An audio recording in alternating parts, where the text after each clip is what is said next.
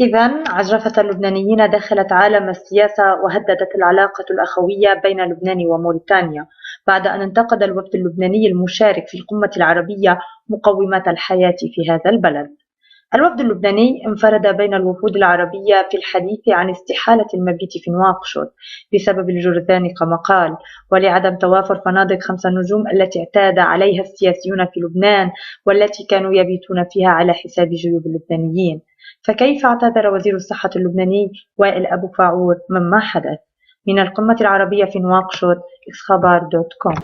المفرزة السباقة التي ذهبت إلى نواكشوط اكتشفت أنه ما في عندهم بنية جاهزة للاستقبال، يعني الوضع المزري، حتى أنه القمة تقام في خيمة.